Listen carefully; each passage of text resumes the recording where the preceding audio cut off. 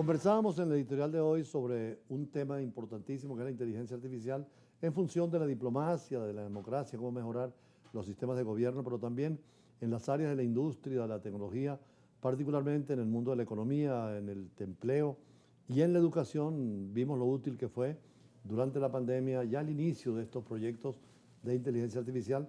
Y hay venezolanos que están, sobre todo en el exterior, dando ejemplo de lo que es el estudio, la aplicación. Isaías Blanco estaba en los países nórdicos, es especialista en inteligencia artificial.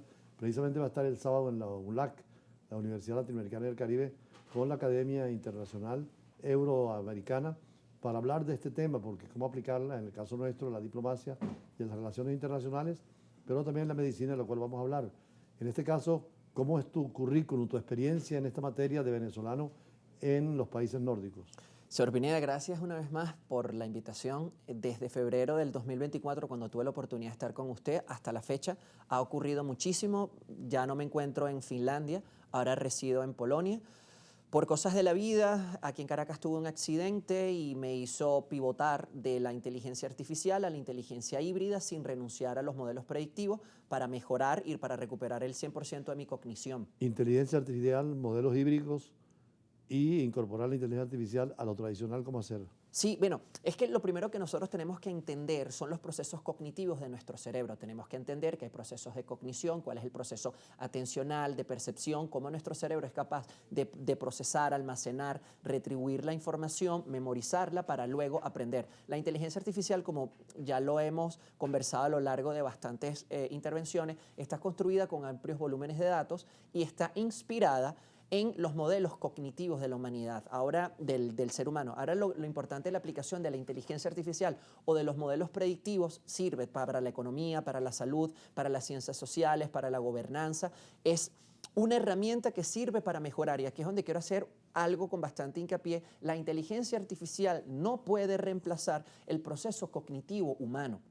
La inteligencia artificial sirve, o los modelos predictivos sirven para mejorar, maximizar, extender nuestra cognición humana y procesar amplios volúmenes de datos que no somos capaces de precisar y conmutar en fracciones de segundo. Bueno, eso por ahora, sobre todo en esta situación, pero con el desarrollo progresivo de la inteligencia artificial, con la capacidad de reproducir, porque en el fondo somos una máquina también, Finitos. un organismo como todo lo que es la vida, son energías, son moléculas, son átomos.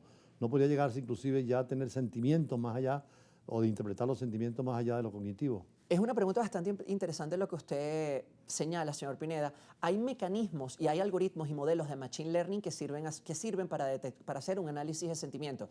Se entrega un texto y al algoritmo se le indica que, basado en un análisis sintáctico, semántico, gramatical, luego que pasa por un proceso de tokenización para que se indique si el tweet o la expresión o el comunicado o el email tiene una connotación positiva y negativa. Yo, como científico y como especialista, estimo de una manera muy responsable que en menos de 5 años ya habrán algoritmos que puedan simular el proceso de la formación del sentimiento. No tendrán una emocionalidad, porque esa es una característica cortical y subcortical de la humanidad, pero sin embargo puede ser entrenado para simular un proceso, un sentimiento, lo que puede ser. Podemos formar, de hecho, esto es algo bastante interesante, porque si bien hablo con experiencia propia, tengo un modelo basado en Llama, que es el modelo de inteligencia artificial de Meta. Lo he entrenado con más de 500.000 papers en psicología, en neuropsicología y en inteligencia. Que además te fue útil para ti mismo porque tuviste un proceso de recuperación de salud física y psicológica. Wow, señor Pineda, yo nunca me imaginé, y esto aquí es donde vienen las paradojas de la vida, y aquí es cuando vienen los designios de Dios, porque lo tengo que poner. Jamás hubiese llegado a la inteligencia híbrida si aquí en el Ávila, cuando venía de Lagunazo, tuve un accidente que apoyé a una señora que tuvo en un rescate. Al sacarla a ella, me precipito yo de espaldas 11 metros, allá arriba en Lagunazo.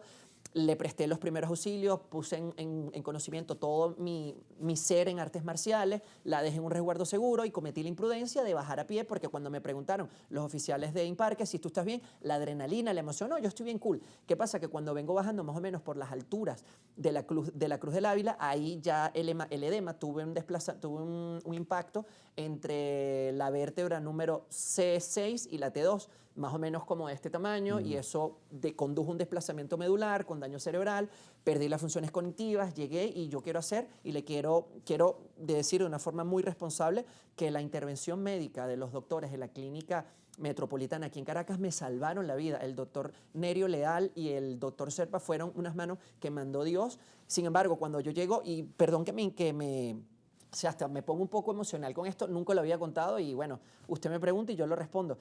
Cuando llego a la clínica de emergencias totalmente con una parálisis corporal, literalmente lo único que podía mover era apenas un poco el cuerpo, mis funciones cognitivas estaban totalmente estaban ya falleciendo. Y la intervención médica en cualquier momento me ayudó con un procedimiento médico, comencé a recuperar la movilidad. Sin embargo, me di cuenta que mis funciones cognitivas, mi aparato fonador y mi locomoción no estaba al 100%. Ya cuando me recupero estando en cuidados intensivos y estando hospitalizado en el hospital por espacio de un mes atendiendo fisioterapia. El punto es de que yo en mí mismo en mí mismo me doy cuenta y digo, tengo que usar la inteligencia artificial para predecir cuál es el movimiento y logré vectorizar el dolor. Es decir, transformé la escala de dolor en vectores, en un plano cartesiano, para decirle a un modelo qué movimientos no puedo realizar y qué movimientos puedo realizar. Y sin embargo, comencé a hablar y usar unos modelos de open source, de software libre, de texto a voz para empezar a comunicarme. Hablaba 6 idiomas. Antes del accidente, ya por lo menos ya tengo 3 perfectos y ya estoy recuperando el catalán y con el francés ya estoy volviendo un poco. Pero ¿cómo fue el proceso de recuperación? Me entrené a mí mismo y me cloné mi proceso cognitivo para ser capaz de reenseñarme a mí mismo y acortar los procesos de recuperación. La T hablaba de esta forma, sentí un poco que la mitad de mi cara estaba desfallecida y comencé a buscar por internet y le pedí, dime la mayor cantidad de ejercicios faciales para recuperar las funciones en mi aparato fonador, en mí mismo, y con eso comencé combinado con fisioterapia y aquí estoy al 100%. Ahí en la situación de la inteligencia artificial y lo híbrido que puede haber Sí. entre lo analógico y lo virtual. Es que lo importante, señor Pineda, y eso es algo que yo nunca me imaginé que estando cuadrapléjico con una parálisis total, lo único que yo pensaba es cómo puedo recuperar la función cognitiva. Y yo decía, wow, ¿será que en cualquier momento tengo que instalarme un chip en el cerebro para poder recuperar y pensar? Pero dije, wow, pero si yo entreno un modelo que sea capaz de enseñarme cognitivamente como yo puedo, y hay librerías de Meta que fueron con las que me estuvo apoyando y fueron bastante eficientes. Claro, obviamente también tuve que asistir a terapia física para poder recuperar el resto de la movilidad al 100%. Usted sabe que yo soy sensei en karate y ya al principio algunos movimientos eran rígidos, pero con información provista por la inteligencia artificial. Es más, no digo inteligencia artificial, con los modelos predictivos fui capaz de recuperar la locomoción al 100%. Sí, ahí los datos son fundamentales, que es el petróleo hoy de la inteligencia artificial, y en la medicina es esencial también esa capacidad de predictiva que tiene hoy la inteligencia artificial. Vamos a ir a un corte y regresamos para seguir hablando porque sé que el sábado vas a tener una conferencia sobre esto en la Universidad Latinoamericana y del Caribe. Gracias. Y vas a abrir un curso y vas a registrar también un instituto en esa dirección. Ya regresamos. Gracias.